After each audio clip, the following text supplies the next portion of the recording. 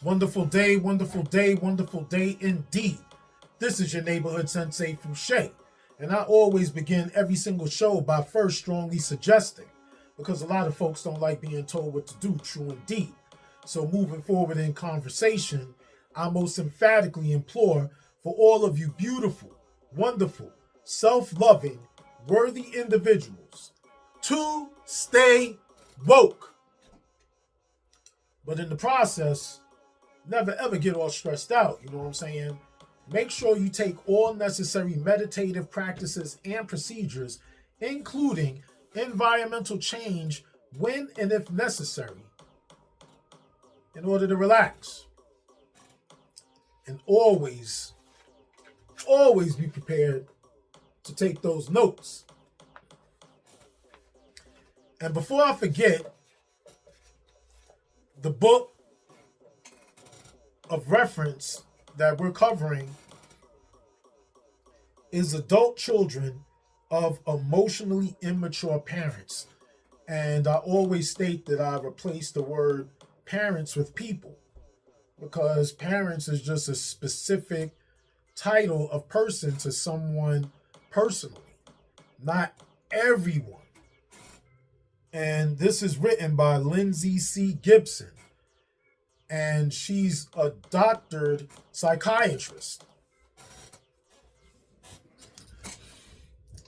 I am going to begin this conversation talking about cowards. I despise cowards. I used to be a coward. And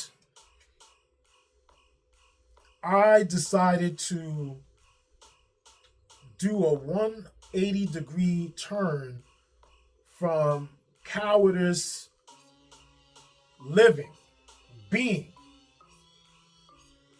a hypocrite, a liar, someone unaccountable, dishonest, untrustworthy,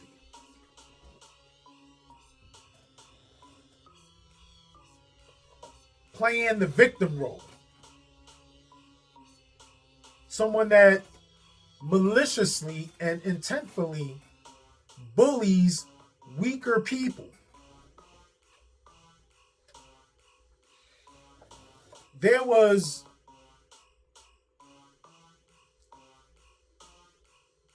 a murder that has been largely publicized through the media because of their affiliation with the POTUS and the administration that currently runs the states of America. And I heard something today where someone said, I can't call it the United States because realistically, we're not united. And I agree. You know what I'm saying? We're just states of America that happen to share the same continent, body of land within the continent, but this nation has never really been united, even all the way back to the Revolutionary War, because there was a lot of division on agendas, the opinions of these founding fathers' agendas. There was a lot of disagreement on how to handle the issues that they had with the British rulership. And even upon inception of this country actually being recognized as its own state, entire state, there was immediate controversy on how to lay the foundational rules within the society.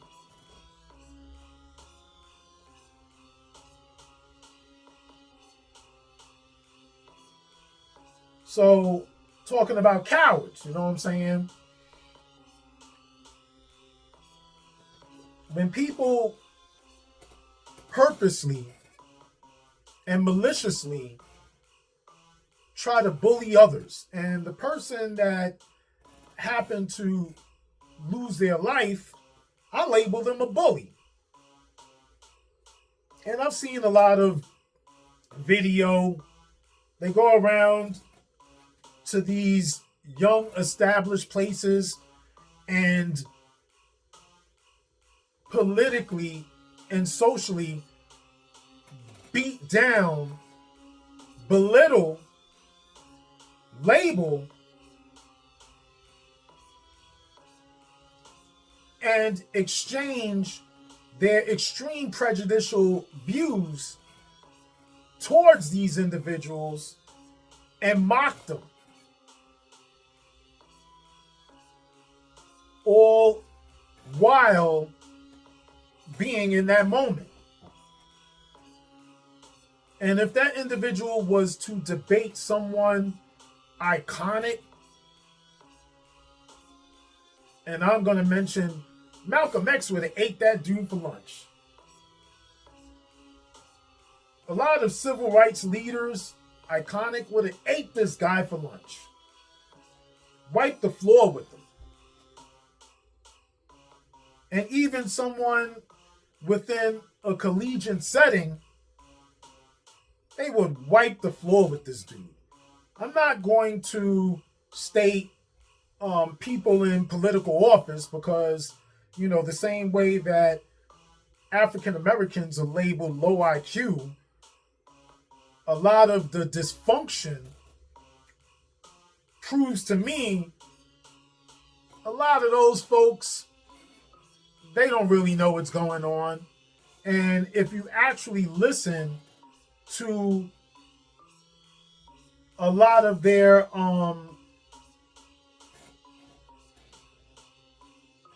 interviews, or, you know, they have these town meetings or city meetings, hall meetings, they sound extremely confused, simple, and ignorant. And that's not all of them. You know what I'm saying? But a lot of us know the common ones that just sound as if they wound up getting and receiving a position and being funded to be elected into that position simply because of entitlement.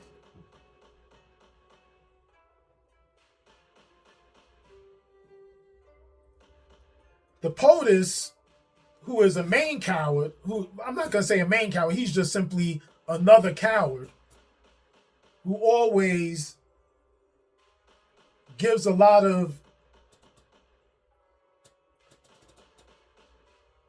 misguided propaganda and also has an extreme level of prejudicial beliefs and following through with agendas that support these prejudicial beliefs.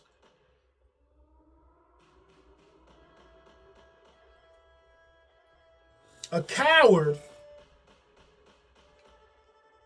supports a coward who was murdered by a coward.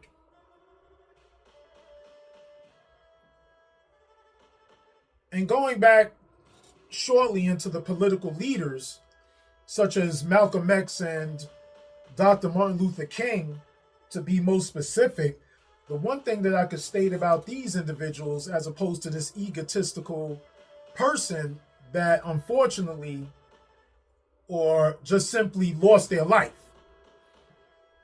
The one difference about those iconic figures that I mentioned prior and this specific person that I am referencing Currently, those iconic leaders knew every single day walking out of their home or even being within their home, they were susceptible and liable to be killed. They not only feared for their life, but they mostly or more feared for their residential or immediate loved ones or family, wife and kids. While this other individual was just walking around whistling Dixie like he was Teflon. Nothing could happen to me because I am such and such, so and so. And yeah, I said it and I dare you to do something about it. I mean, that's the attitude. You know what I'm saying? Yeah, I said it and I dare you to do something about it. This very egotistical, self-absorbed identification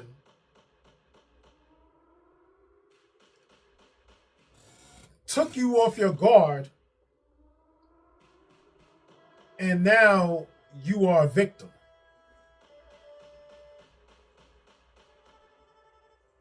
So again, a coward who supports a coward was murdered by a coward.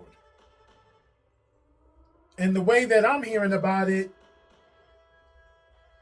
outside of the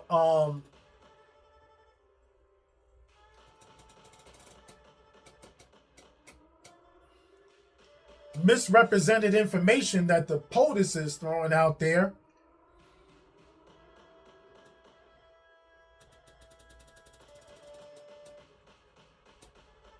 the people behind that assassination started labeling that individual as a sellout when it came to his true authentic belief, or what they said lacked authenticity in his not only religious beliefs, but the statements that he would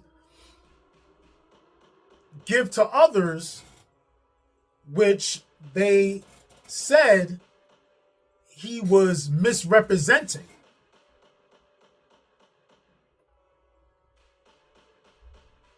And there's going to be more information that comes out on that for sure.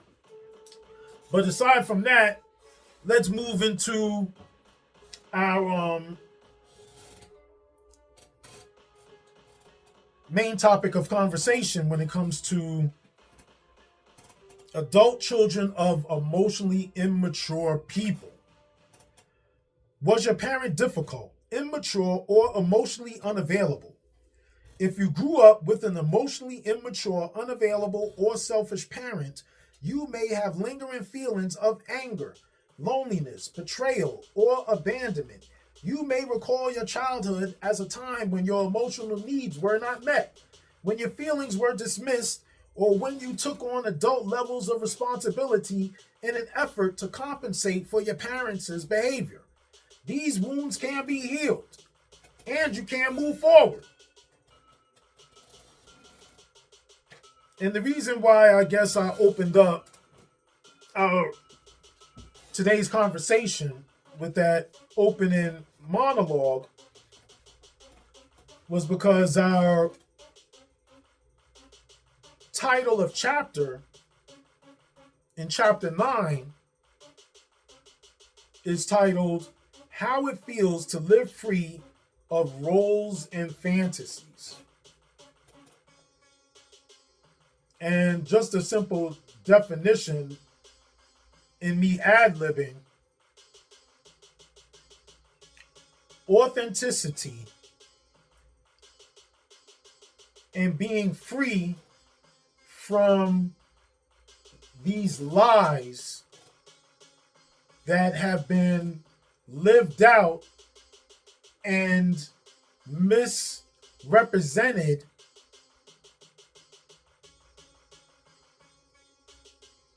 with you living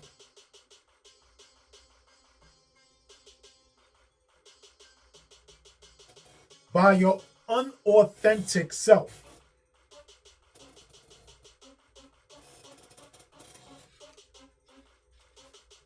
Because people are eventually gonna, find you out. A lie could only go so far. You know what I'm saying? Because there are a lot of observers, and their choice of viewing is geared in identifying transparency.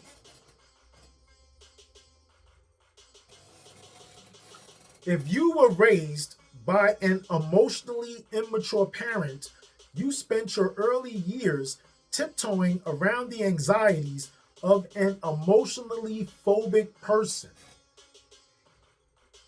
And the reason why I started again referencing the murder of this specific individual is to continue to explain and define these immature individuals that have high levels of phobia because of their own insecurities. The enmeshed families created by such parents are a stronghold against their fear of individuality. A child's individuality is seen as a threat to emotionally insecure and immature parents because it stirs up fears about the possible rejection or abandonment. And in this conservative world right now, they refer to this as woke. When you become enlightened, when you become awake, when you become courageous,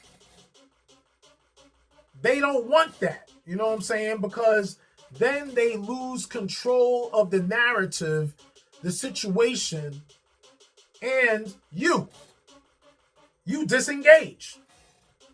You know what I'm saying? And then become rebellious. If you think independently, you might criticize them or decide to leave. They feel much safer seeing family members as predictable fantasy characters rather than real individuals. Remember, the POTUS said that these Epstein victims, it was a hoax, right?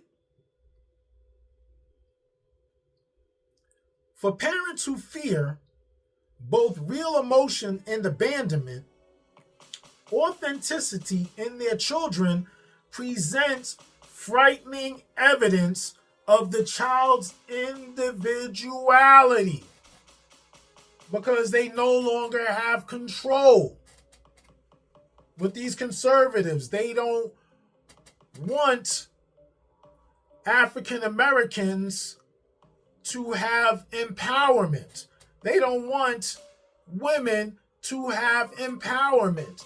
They don't want to have gay or trans people realize and heighten their empowerment.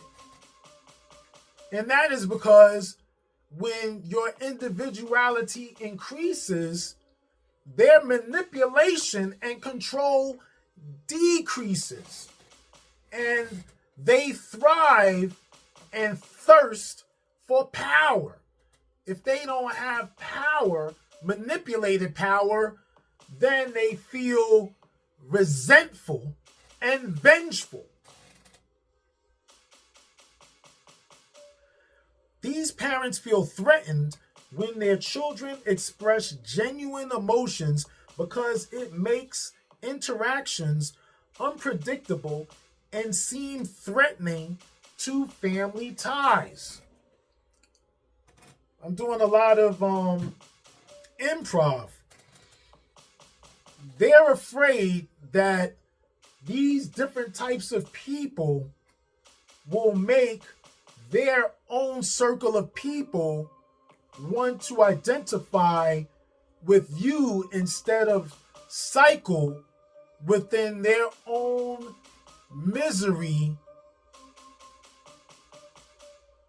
and insecurity. Therefore, their children, in an attempt to prevent their parents from being anxious, often suppress any authentic thoughts, feelings, or desires that would disturb their parents' sense of security. And this is when you lack the courage. So far, you'll submit to their feelings by submerging your truth. Parents who need to keep strict control because of their anxieties often teach their children not only how they should do things, but also how they should feel and think. Isn't that what this administration's doing? They don't want you to be who you want to be. They want to control who you are. That's what conservatism is about. Playing it safe. Conservative. Look it up in the dictionary. And empathy isn't some new thing, by the way, for the before mentioned person that was murdered.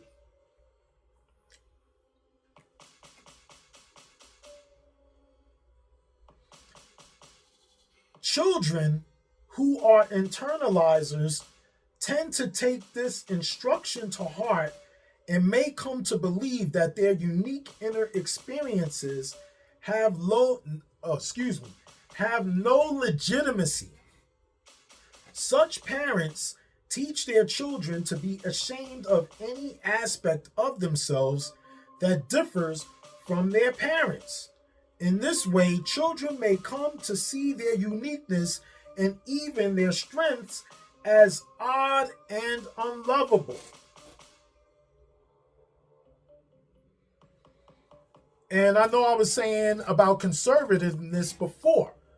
Liberation is freedom. And that is the extended or complete word, which is shortened by liberal. So when they say that they hate liberals, they hate free thinkers.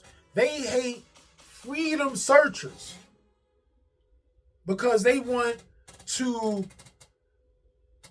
constrict you and suffocate you because they want you to be scared and feel safe within their hold.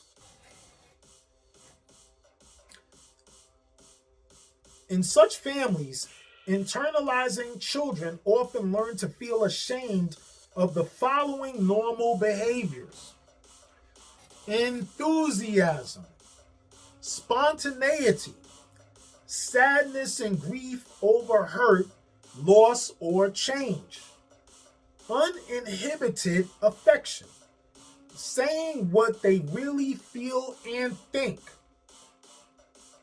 expressing anger when they feel wronged or slighted,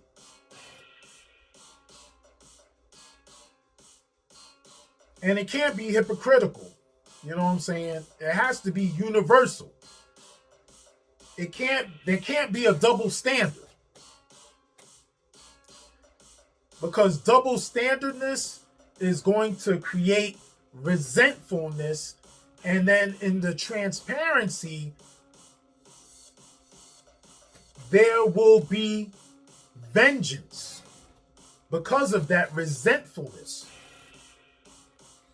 On the other hand, they are taught that the following experiences and feelings are acceptable or even desirable: obedience and deference toward authority,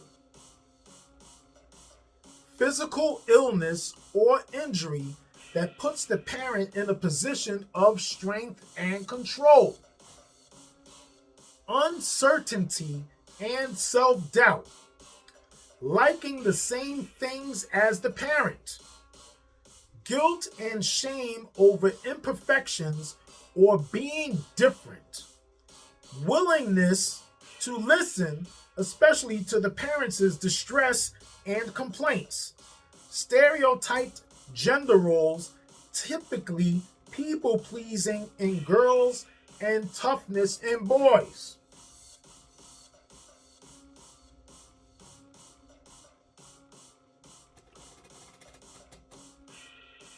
And all of that, you know what I'm saying, is diffusing what they label a woke mentality. Because they're going to tell you woke is bad. You know what I'm saying? So forget about looking at the plants, the trees, the sun, engaging with other people. Just live in a pod and let them put you to sleep for the rest of your physical life, whatever that may be, in a dormant state. Internalizing children of emotionally immature parents learn that goodness means being as self-effacing as possible so their parents can get their needs met first. Internalizers come to see their feelings and needs as unimportant at best and shameful at worst. However, once they become conscious of how distorted this mindset is, things can change rather quickly. And I was going to look up effacing. We read certain words and we don't want anyone to be confused.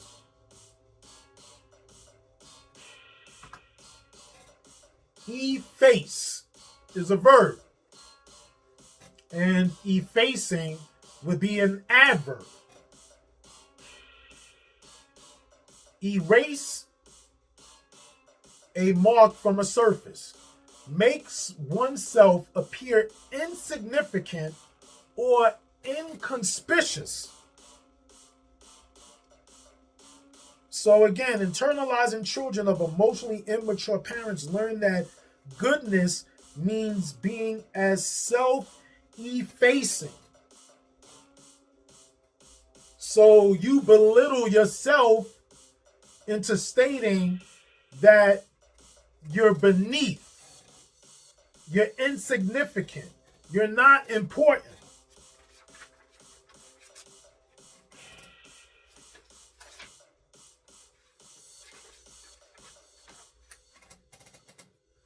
You may wonder how parents can manage to train a child to go against his or her gut instincts and life-affirming impulses.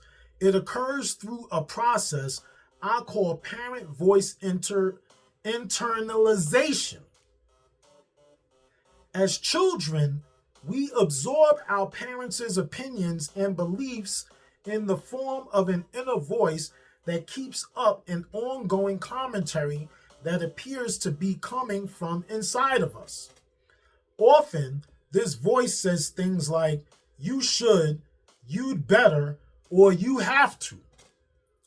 But it may just as frequently make unkind comments about your worth, intelligence, or moral character.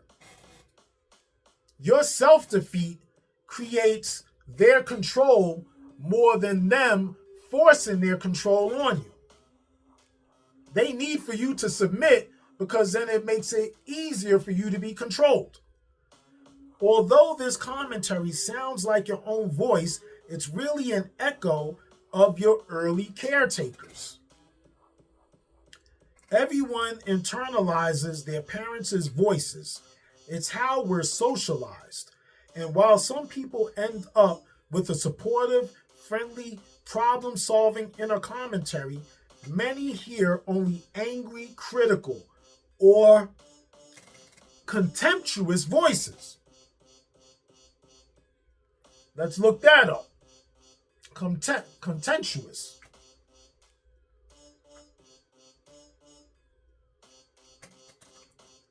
Contempt.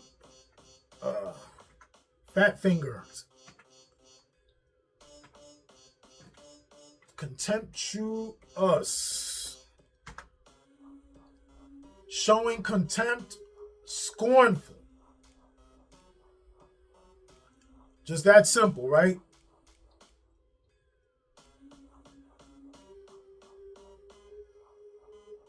Gotta pick up where I left off. Okay, there we go. So let's read our prior sentence and then we'll move forward. Everyone internalizes their parents' voices. It's how we're socialized. And while some people end up with a supportive, friendly, problem solving inner commentary, many hear only angry, critical, or contemptuous voices. The unrelenting presence of these negative messages can do more damage than the parent, him or herself. You create your own misery before someone imposes or adds on to the misery by their statements or their control. Therefore, you need to interrupt these voices in the act of making you feel bad so that you can separate your self-worth from their critical evaluations. The goal is to recognize the voice as something imported that isn't part of your true self so that it no longer feels like a natural part of your own thinking. And that's why these extreme conservative churches, they don't like this information. You know what I'm saying? Because it preaches liberation, freedom, and they want you constricted, controlled, or conserved. As you get more objective about your emotionally immature parent, you can also reevaluate the voices in your head and begin to free yourself from their undue influence. Just as with your actual parent, you can make a point to observe how these internal voices talk to you. You can take what you hear with a grain of salt and make a rational decision about whether you want to keep listening to that inner critic. Internalized parental voices probably originate in the left hemisphere of the brain where language and logic rule. When the left brain is allowed to run the show, it puts perfectionism and efficiency before feeling and judgment before comparison. Without the balance provided by the more personal and intuitive right side of the brain, your left brain will use machine-like equations of right and wrong to size you up. Its moralistic voice will tell you that you're either good or bad, perfect or broken, depending on what you accomplish. This kind of judgmental logic is an aspect of the mental rigidity that accompanies emotional immaturity. And I always talk about balance, you know what I'm saying? Because too conservative, too liberal, like you can't say, oh, I just have to be strictly liberal. Oh, I have to be strictly conservative. Because when you're too far away on one side or the other side, then you lack balance. And there is a higher degree of incompleteness the further that you're reared to a specific side, as opposed to being more balanced within the median. If your childhood thoughts and feelings made your parents uncomfortable, you would have quickly learned to suppress these inner experiences. Knowing your true emotions and thoughts probably felt dangerous if it threatened to distance you from the people you depended on. You learned that your goodness or badness lay not only in your behavior, but in your mind as well. In this way, you may have learned the absurd idea that you can be a bad person for having certain thoughts and feelings, and you may still hold that belief. However, you need access to all your inner experiences without feeling guilty or ashamed of them. Plus, you'll have more energy when you let your thoughts and feelings flow naturally without worrying about what they mean about you. So again, you'll have more energy when you let your thoughts and feelings flow naturally without worrying about what they mean about you. A thought or feeling means nothing more than that you're having a thought or feeling. Regaining the freedom to simply let your thoughts and feelings come and go without condemnation is a profound relief. The fact is, having a thought or feeling isn't initially under your control. You don't plan to think or feel things, you just do. Think of it this way. Your thoughts and feelings are an organic part of nature expressing itself through you. Nature isn't going to be dishonest about how you feel, and you don't have a choice about what your thoughts, nature, brings up in you. Accepting the truth of your feelings and thoughts doesn't make you a bad person. So again, nature isn't going to be dishonest about how you feel, and you don't have a choice about what thoughts nature brings up in you. Accepting the truth of your feelings and thoughts doesn't make you a bad person. It makes you a whole person and mature enough to know your own mind. Ideally, you'd probably like to have the freedom to be yourself, yet protect yourself while continuing to relate to your parent.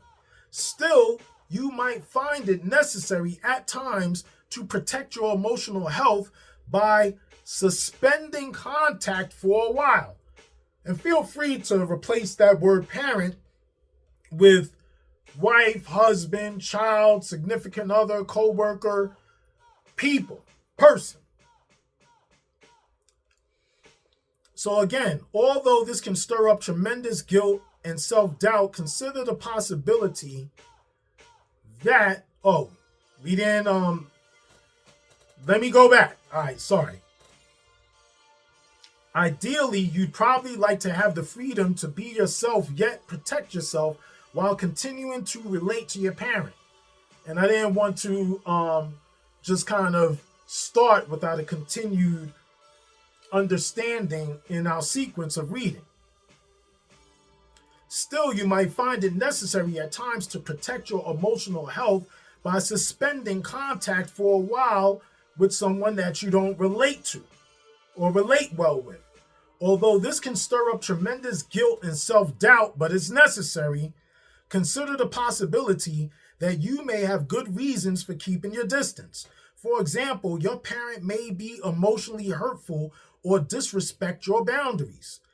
An intrusive way of relating that impinges upon your right to your own identity.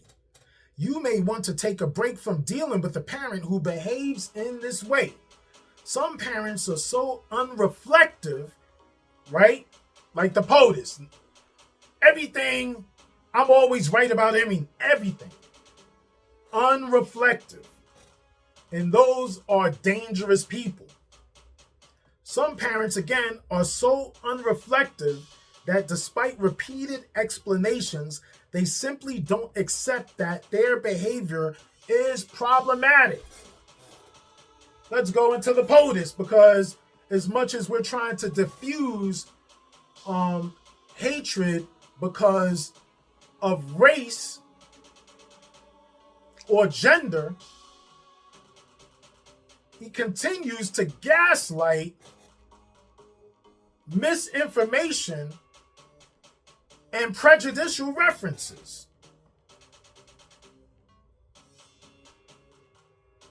So again, some people are so unreflective that despite repeated explanations, no matter how many times we try to tell this person, like, that's dangerous, he doesn't care.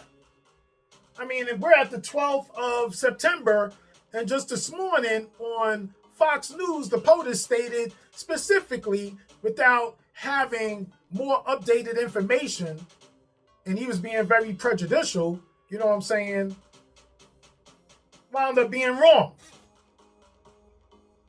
He wound up being wrong. And his unreflective behavior about how he maliciously attacks people, like, he doesn't get it. He doesn't see it as a problem. He sees himself as a solution way more than a problem. In addition, some sadistic people, and it says parents here, but I always said you can interchange these words. In addition, some sadistic people truly are malevolent towards their children or other people, and enjoy the pain and frustration they cause. They are enamored by making other people miserable. Right? POTUS, he loves and he's mad if they aren't miserable. He's upset if he didn't instigate and incite them. It enrages him. And with your parents, they're the same type of people as this guy. You know what I'm saying? Children of these sorts of parents or people may decide that suspending contact is the best solution. Just because a person is your biological parent or a leader doesn't mean you have to keep an emotional or social tie to that person. You don't have to follow and listen to an idiot, regardless of whatever their title is. You can rebel and liberate yourself from them. Fortunately, you don't need to have an active relationship with your parents to feel free or to free yourself from their influence. If this weren't so, people wouldn't be able to emotionally separate from parents who live far away or have died. True freedom from unhealthy roles and relationships starts within each of us, not in our interactions and confrontations with others. Like, pick your battles. And when you choose to fight a specific fight, be very specific and be courageous. And don't back down and don't let them bully you. And don't let them manipulate you emotionally and psychologically. You know what I'm saying? By trying to deflect and make you feel as if you're the cause of the situation and you're responsible for the creation or the instigation, more so, of that frustration. So we're not going to go into a deep ending monologue because we said a lot of things at the beginning when it came to certain political references, which I find important in our current state today of what's going on in these states of America. You know what I'm saying? So thank you to all of you chosen listeners, viewers, followers. I really appreciate the time that you use to listen to my information, and hopefully it is helpful in some way and informative. You know what I'm saying? So in ending, I am going to state that at first, I will strongly suggest, before emphatically imploring, for you beautiful, wonderful, self-loving, worthy individuals to all stay woke. You know what I'm saying? Don't let them convince you to go to sleep. It's a trap, because they want to control, not only minimize you, but control you, belittle you, and enslave you.